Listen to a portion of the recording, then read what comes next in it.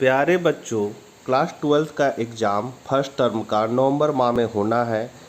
JCERT द्वारा Jack को model प्रश्न पत्र बना के दे दिया गया है, लेकिन स्कूली एवं साक्षरता विभाग के सचिव महोदय अभी तक ज्वाइन नहीं किए हैं अपना ऑफिस को, क्योंकि उनका ट्रांसफ़र हो गया था पुराने वाले को।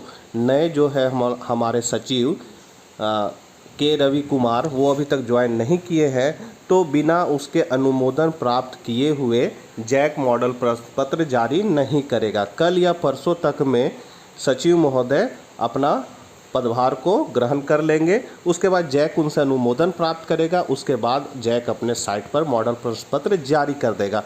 तब तक हम लोग विभिन्न विषयों के महत्वपूर्ण परीक्षा उपयोगी प्रश्नों को वीडियो के माध्यम से देख रहे हैं। यदि उन सब वीडियो को आप लोगों ने नहीं देखा है तो उसका लिंक आपको डिस्क्रिप्शन में मिल जाएगा, वहां से आप लोग देख सकते हैं।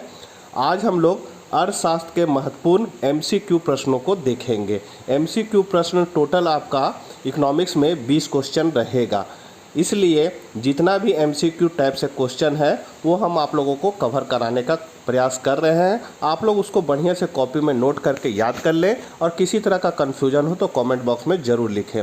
हो सकता है कुछ क्वेश्चन को बताने में मुझसे भी गलती हो जाए, तो उस पर हम लोग डिस्कस कर लेंगे।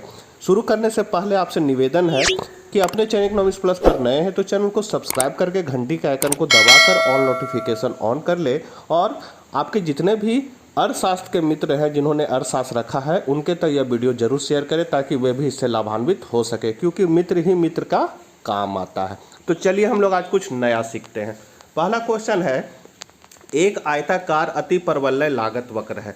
तो लागत वक्र जो होता है हम लोग जानते हैं इस तरह होता है। ये होता है आपका औसत लागत, ये है आपका होता है औसत स्थिर लागत, और ये होता है आपका औसत परिवर्तनशील लागत। तो यहाँ जो ये है ये शेप, इसी को आयताकार अति परवलय वक्र बोला जाता है। तो इसको हम लोग क्या कहते हैं, औसत स्थिर लागत भी कह सकते हैं, इसलिए इसका आंसर हो जाएगा आपका ए। दूसरा क्वेश्चन है, यदि मांग वक्र क्यू डी बराबर 400 माइनस 2p हो एवं पूर्ति, यहाँ पूर्ति हो जाएगा, पूर्ति वक्र QS बराबर 100 प्लस p हो तो संतुलन मूल्य एवं मांग होगी। तो हम लोग संतुलन मूल्य पहले निकालेंगे। तो संतुलन मूल्य निकालने का फॉर्मूला होता है S बराबर D, मतलब पूर्ति और मांग को बराबर करेंगे तो मूल्य का निर्धारण होता है। तो पूर्ति मेरा कितना है, 100 प्लस p है, और मांग है आपका 400 माइनस 2p। अब यहाँ जो p है वो आपका मूल्य है, तो यहाँ पर p है तो p रहा, ये माइनस 2p को उठा के इधर ले आएंगे तो प्लस 2p हो जाएगा। 400 रहा, ये 100 को उठा के इधर ले आएंगे तो माइनस 100 हो जाएगा। यहाँ p और 2p जुड़ के हो गया 3p, और यहाँ हो जाएगा 400 में 100 को घटा दीजिए तो 300। p का मान निकालेंगे तो कितना हो जाएगा, 300/3 बराबर 100। तो p का मान कितना निकला, 100। अब हम लोग मात्रा को निकालेंगे। तो यहाँ पर p का मान बैठाएंगे आपका QD में। QD है आपका 400 माइनस 2, और p का मान कितना आया था, 100 बैठा दिए। अब इसको कीजिए 400 माइनस 2 को 100 से गुना करिए 200 बराबर 400 में 200 को घटा दिए, कितना बचेगा 200।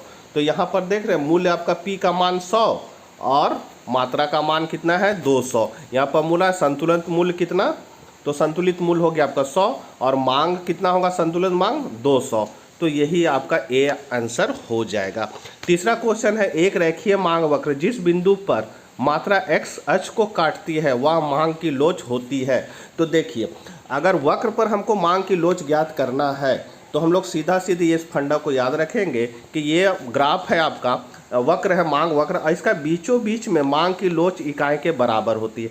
हम लोग अगर नीचे की ओर आते हैं तो यहाँ से अक्ष पर जो काटा है यहाँ से यहाँ तक का बीचों बीच में मांग की लोच इकाई से कम होती है। इकाई से कम इसलिए कि नीचे आने पर मान घटता है, तो यहाँ पर मांग की लोच इकाई से कम, और घटते घटते ये अक्ष पर जब टच कर जाएगा तो मांग की लोच हो जाएगी 0। तो यहाँ पर अक्ष x अक्ष को काटती है तो वहाँ मांग की लोच क्या होती है, तो यहाँ मांग की लोच हो जाएगी E बराबर 0 हो जाएगा।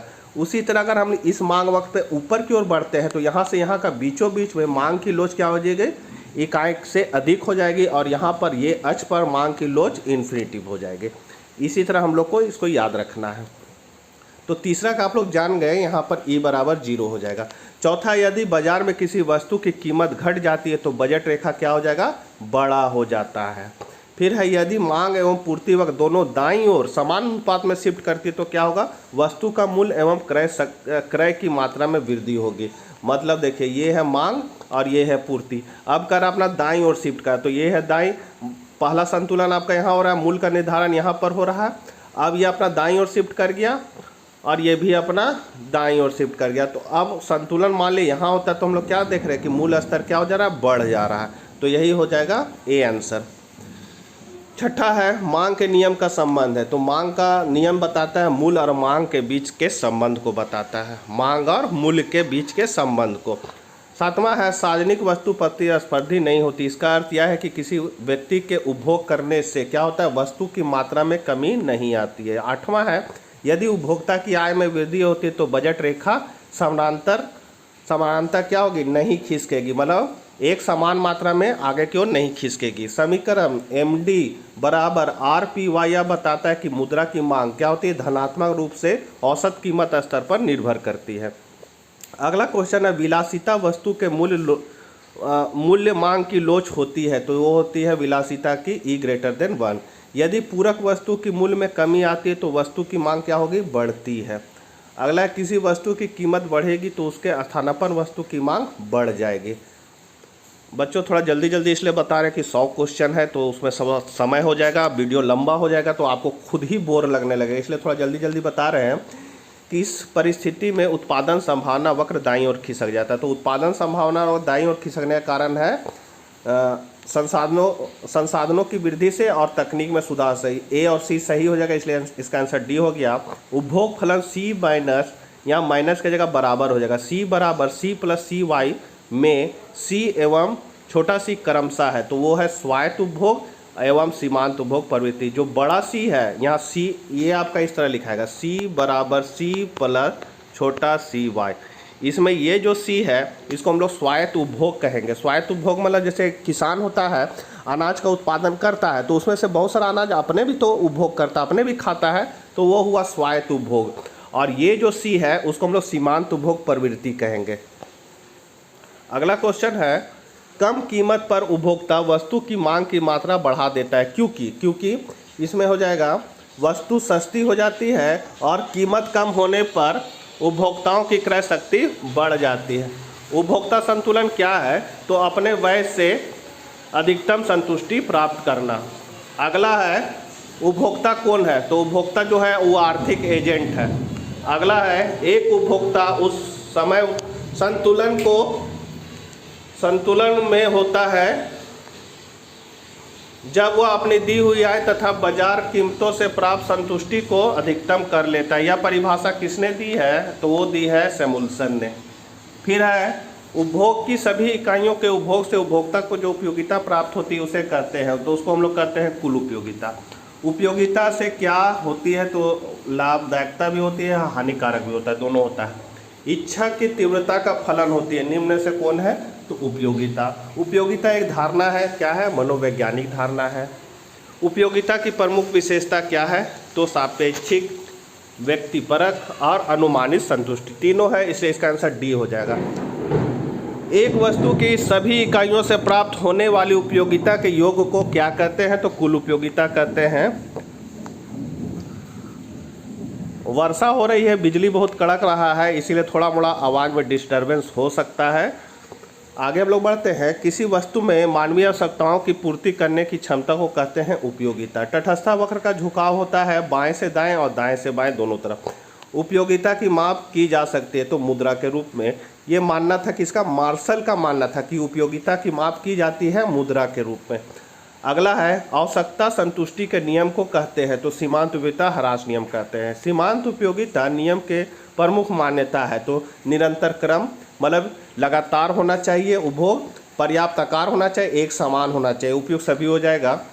फिर है सीमांत उपयोगिता नियम के लागू होने का आवश्यक शर्त निम्न में कौन है, तो स्थानापन्न का मूल्य स्थिर हो, आय एवं उपभोग प्रवृत्ति स्थिर हो, फैशन और रुचि स्वभाव परिवर्तन, इनमें से सभी हो जाएगा।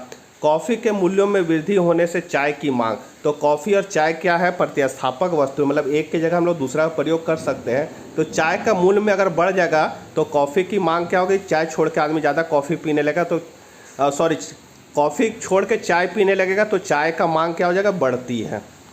फिर है आपका घटिया वस्तुओं का मांग वक्र कैसा होता है, तो घटिया वस्तुओं का मांग वक्र ऋणात्मक होता है। प्रमुख अर्थशास्त्री रॉबर्ट गिफिन किस देश के हैं, तो वो है इंग्लैंड के। इंग्लैंड ने ही गिफिन गुड्स मतलब घटिया वस्तु का सिद्धांत को दिया था।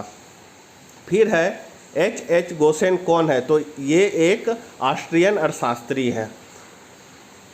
मांग में कौन सा तत्व होना आवश्यक है, तो वस्तु की इच्छा होनी चाहिए, साधन को खर्च करने की तत्परता होनी चाहिए, एक निश्चित समय होना, इनमें से सभी हो जाएगा। मांग में संकुचन तब होता है जब कीमत बढ़ती है और मांग घटती है। मांग में कमी के निम्नलिखित में कौन से कारण है, तो उपयुक्त सभी हो जाएगा या इनमें से सभी। किस वस्तु के मूल्य में कमी होने से मांग में वृद्धि नहीं होती है, तो अनिवार्य वस्तु के मूल्य में कमी होने से भी मांग में वृद्धि नहीं होती। जैसे नमक का दाम अगर बढ़ा देगा तो भी हमको जितना लेना उतना ही लेंगे और घटा देगा तो भी उतना ही लेंगे। तटस्थ वक्र की विशेषता निम्न में से कौन है, तो इनमें से सभी हो जाएगा। उपयोगिता का संबंध निम्न में से किससे है, तो उपयुक्त सभी मतलब इनमें से सभी हो जाएगा। जब कुल उपयोगिता अधिकतम होती है तो सीमांत उपयोगिता क्या हो जाती है, तो शून्य होती है। इसको हम लोग इस तरह देख सकते हैं ग्राफ से, ये है आपका कुल उपयोगिता और ये है आपका सीमांत उपयोगिता। तो जहाँ पर ये शून्य होगा वहीं पर आपका कुल उपयोगिता अधिकतम हो जाएगा। गोसेन का प्रथम नियम निम्न में से कौन है, तो ये है आपका सीमांत उपयोगिता ह्रास नियम। फिर है निम्नलिखित में कौन सा कथन सही है, वस्तु के उपभोग की इच्छा उपयोगिता जन्म देती, सही उपयोगिता तो फलन है, उपयोगिता का अर्थ आवश्यकता की संतुष्टि, इनमें से सभी हो जाएगा। उपयोगिता का गणनावाचक सिद्धांत निम्न से किसने प्रस्तुत किया था, तो मार्शल ने। गणनावाचक आपका मार्शल दिया है और क्रमवाचक सिद्धांत जो है वो आपका J.R. हिक्स ने दिया है। उपयोगिता केवल इच्छा करना, यह कथन किसका है, तो फ्रेजर का है। मांग के निर्धारक तत्व निम्नलिखित में कौन है, तो इनमें से सभी है। निम्नलिखित में कौन पूरक या पूरक हो जाए, पूरक वस्तुएं हैं, तो कार और पेट्रोल और स्याही और कलम ये दोनों पूरक वस्तु। पूरक वस्तु मतलब होता है कि एक के बिना हम दूसरा को उपयोग नहीं कर सकते। जैसे गाड़ी खरीद लिया उसमें पेट्रोल नहीं डालेंगे तो गाड़ी का उपयोग नहीं कर पाएंगे। फिर है मांग में कमी के कारण, तो मांग में कमी के कारण है इनमें से सभी। फिर मांग में वृद्धि के कारण, तो इनमें से सभी। मांग के लिए क्या आवश्यक है, तो इनमें से सभी। मतलब ये सब पॉइंट जो है उसको याद कर लेना है। यह चित्र क्या प्रदर्शित है, तो ये है कीमत और ये है मांग। तो कीमत और मांग के बीच क्या है, हमेशा उल्टा संबंध होता है। मतलब मांग अगर कम है तो कीमत अधिक है, कीमत कम है तो मांग अधिक है। तो इसको हम लोग कह सकते हैं ए मांग का नियम का ये चित्र है। फिर मांग के प्रकार में कौन है, तो आय मांग होता है। मांग की कीमत लोच से मतलब है, तो कीमत लोच मतलब होता है कीमत में परिवर्तन के कारण मांग में परिवर्तन। मतलब मूल्य में प्रतिशत परिवर्तन के कारण मांग मात्रा में जो प्रतिशत परिवर्तन होता है उसके अनुपात को ही हम लोग मांग की कीमत लोच कहते हैं। फिर है आवश्यक वस्तुओं की मांग की लोच होती है, तो वो होती है शून्य। मांग की लोच कितने प्रकार की होती है, तो वो 5 प्रकार की होती है। मांग की लोच को प्रभावित करने वाला घटक कौन है, तो इनमें से सभी।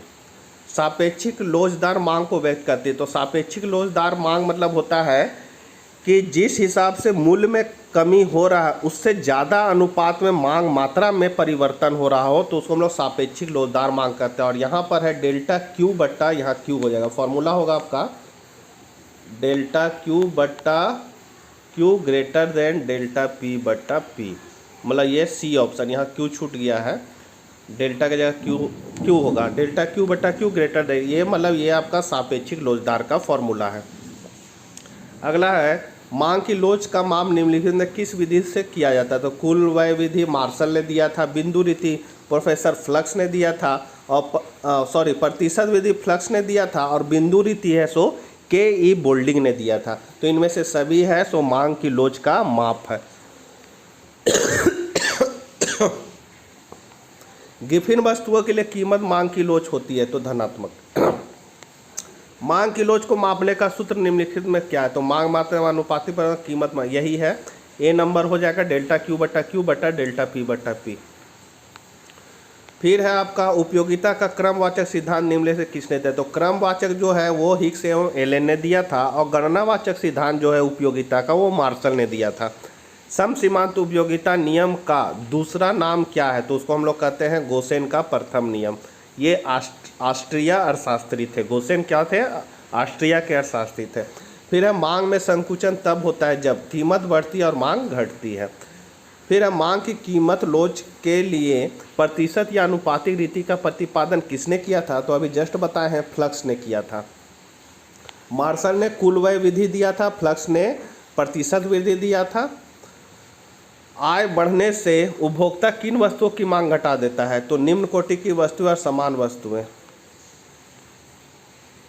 आय बढ़ने से उपभोक्ता किन वस्तुओं की मांग घटा देता है? तो निम्न कोटि की वस्तुओं की मांग क्या होती है? घटा देता है। तो यहाँ पर ए हो जाएगा, गलती से सी लग गया है, इसमें से ए हो जाएगा आंसर 65 का ए। अगला है मांग वक्र की ढाल का मान क्या होता है? तो वो होता है ऋणात्मक, काहे कि ऊपर से नीचे दाहिनी ओर गिरती है। फिर है तटस्थ वक्र का झुकाव कैसा होता है? तो बाएं से दाएं ऊपर की ओर होगा, बाएं से दाएं नीचे की ओर होगा, मतलब इस तरह होता है, बाएं से दाएं नीचे की ओर। यहाँ बी ऑप्शन आपका सही है, ए गलत है।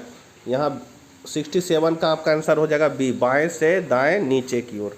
फिर है अति अल्पकाल में पूर्ति वक्र होता है, तो पूर्णतया बेलोजदार होता है। सीमांत उपयोगिता ह्रास नियम के प्रतिपादक कौन थे? तो गोसेन।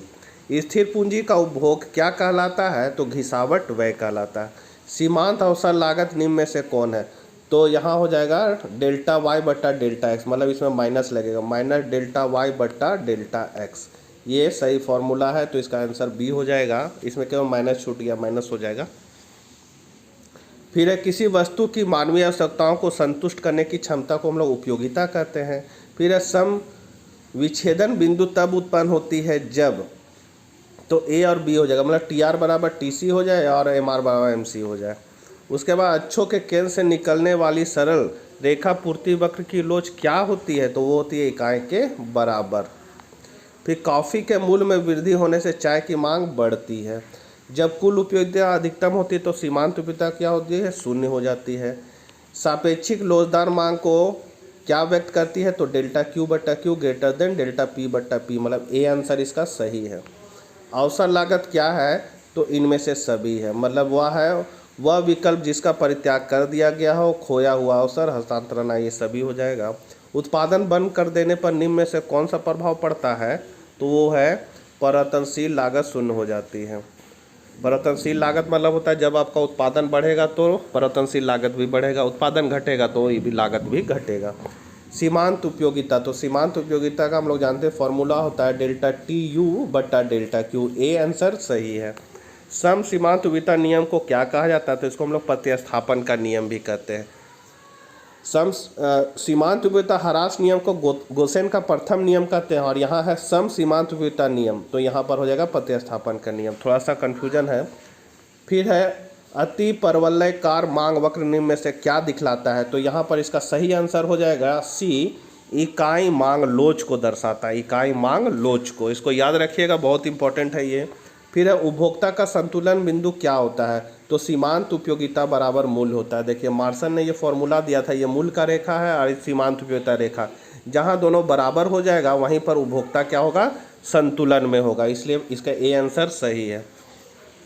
फिर है जब x वस्तु की कीमत का परिवर्तन y वस्तु की मांग को प्रभावित करता है तब यह मांग की लोच कहलाती है, तो वो कहलाएगी कीमत मांग की लोच, आय मांग की लोच, तिरछी मांग, ये इनमें से सभी हो जाएगा। फिर समान वस्तुओं के लिए आय प्रभाव क्या होती है? तो धनात्मक होती है। मांग की लोच इकाई से अधिक होती है जब कीमत के बढ़ने पर कुल व्यय कम हो जाती है। ऐसी वस्तुएं जिनका एक दूसरे के बदले में प्रयोग किया जाता है स्थानापन्न वस्तु कहते हैं। सम सीमांत उपयोगिता नियम के प्रतिपादक कौन है? तो गोसेन है। यदि वस्तु की मांग में अनुपातिक परिवर्तन वस्तु के मूल्य में अनुपातिक परिवर्तन के बराबर हो तो मांग की लोच क्या होगी? तो पूर्णतया लोचदार हो जाएगी। फिर है प्राचीन काल के सिक्कों की पूर्ति क्या है? तो लोचदार है। उत्पादन संभावना वक्र क्या है? तो मूल बिंदु की ओर अवतल होती है, मतलब ये है आपका उत्पादन संभावना वक्र, ये मूल बिंदु की ओर क्या है? अवतल है। दोनों वस्तुओं को उपलब्धता चुनावों की सूची को बताता है, मतलब यहाँ दो वस्तु लेंगे, इधर ए वस्तु बी वस्तु, इसे रूपांतरण रेखा भी कहते हैं, तो उपयुक्त सभी हो जाएगा। फिर सम सीमांत उपयोगिता नियम के अनुसार उपभोक्ता के संतुलन की शर्त क्या है? तो ये दोनों है आपका एम यू ए, मतलब सीमांत उपयोगिता ए वस्तु बट्टा पी ए हो गया, मतलब ए वस्तु का क्रय मूल्य बराबर बी वस्तु का सीमांत विता, नीचे पी बी जो है बी वस्तु का क्रय मूल्य, तो ए और बी दोनों हो जाएगा, इसका आंसर हो जाएगा आपका सी। फिर है निम्न में से किस वस्तु के मूल्य वृद्धि से दूसरे वस्तु की मांग वक्र दाईं ओर खिसक जाएगी, तो वो हो जाएगा आवश्यक वस्तु। एक ऋजु रेखा मांग वक्र जहाँ एक सच से मिलता है वहाँ मांग की लोच क्या होगी, तो वहाँ मांग की लोच अनंत हो जाएगी। मतलब अभी जस्ट मांग वाला समझाए थे, यहाँ पर क्या होता है, मांग की लोच क्या होती है, अनंत होता है। फिर है मांग की लोच कौन सा तत्व प्रभावित नहीं करता है, तो इनमें से कोई नहीं। फिर है किसी वस्तु की मांग इनमें से सभी पर निर्भर करती है, मतलब सभी पर निर्भर है। उपभोक्ता के बचत के सिद्धांत का प्रतिपादन किसने किया था, तो सबसे पहले मार्शल ने किया था और उसके बाद इसमें सुधार जे.आर. हिक्स ने किया था। एक लंबवत मांग वक्र का अर्थ है वस्तु आवश्यकता है। लंबवत मतलब ये, इसको हम लोग पूर्णतया लोचदार मांग भी पूर्णतया बेलोचदार मांग वक्र भी कहा जाता है ये। तो यहाँ पर ये किस चीज़ को बता रहा है, तो वस्तु आवश्यकता है। अगला उपभोक्ता संतुलन के लिए वस्तु क्या होगा, सीमांत उपयोगिता बराबर मूल्य होगा। सम सीमांत उपयोगिता नियम को क्या कहते हैं, तो इसको हम लोग कहते हैं गोसेन का प्रथम नियम और प्रतिस्थापन का नियम भी कहते हैं। और सॉरी, सम सीमांत उपयोगिता नियम है तो इसको हम लोग गोसेन का दूसरा नियम करते हैं। प्रथम नियम गोसेन का क्या है, तो सीमांत उपयोगिता ह्रास नियम, यह गोसेन का प्रथम नियम है।